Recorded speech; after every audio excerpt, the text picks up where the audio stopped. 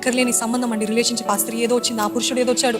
నేను తిన్నగా నా దారిలో వెళ్తున్నప్పుడు సడన్ గా ఈ వ్యక్తి వచ్చారు, సడన్ గా ఆ స్త్రీ వచ్చింది. ఇట్లా తిన్నగా వెళ్ళేవాడిని, నన్ను ఇలాగ మలుపు తిప్పేశారు. ఇప్పుడు నేను ఎట్టు పోవాలో నాకు తెలియదు. తిప్పేసి చేసిందంతా చేసి మరలా ఏం ఎరగనట్టు వెళ్ళిపోయారు, విడిచిపోయారు, ఎంత అయిపోయింది.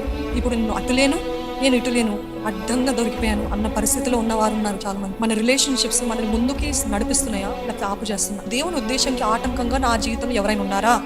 అది నేను చెప్పక్కర్లేదండి, మీకు అందరికి ఇప్పటివరకు ఎన్నో బోధనలు విన్నారు. ఎవరైనా దేవుని ఉద్దేశానికి ఆటంకంగా ఉన్నారు అంటే వారు దేవుని చిత్తంలో లేరు, అంతే. ఇంకా there is no more clarity on that. ఇంకా అంతకంటే స్పష్టంగా చెప్పలేము. ఎవరైనా మిమ్మల్ని ముందుకు వెళ్ళకుండా అడ్డగిస్తున్నారంటే వారు దేవుని చిత్తంలో లేరు, వారు అపవాది సంబంధులు. దేవుని నుండి మిమ్మల్ని దూరంగా తీసుకువెళ్తున్నారు. ఎందుకు ఈ బైబిల్, ఎందుకు ఈ ప్రార్థన, నాతో రా అంటే తప్పకుండా వారు దేవుని సంబంధులు కారు. గాడ్లీ రిలేషన్షిప్స్ ఉన్నాయా? దైవికమైన సంబంధాలు ఉన్నాయా?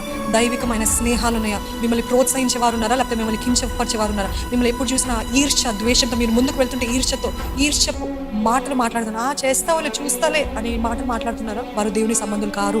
ఏం సాధిస్తావు చూస్తానులే, నీ జీవితం అంతా శపించబడ్డ, మీ తల్లి లాగా ఉన్నారు, మీ తండ్రి లాగా ఉన్నారు, నువ్వు కూడా అంతే అని అటువంటి మాటలు మాట్లాడతారు. They are not godly relationships. అటువంటి మాటలు మాట్లాడేవారు దేవుని సంబంధులు కారు. వారి నుండి ఎంత తొందరగా పరిగెత్తుతారో అంత తొందరగా పరిగెత్తాయి. లేదంటే వీరు నన్ను పాపంలో నడిపిస్తారు, పాపంకి ప్రేరేపిస్తున్నారంటే say no, cut off all that relationships. దేవుని చిత్తంలో ఉన్నవారు ఎప్పుడు దేవుని వైపుకే నడిపిస్తారు కానీ దేవుని కార్యానికి అడ్డగించరు.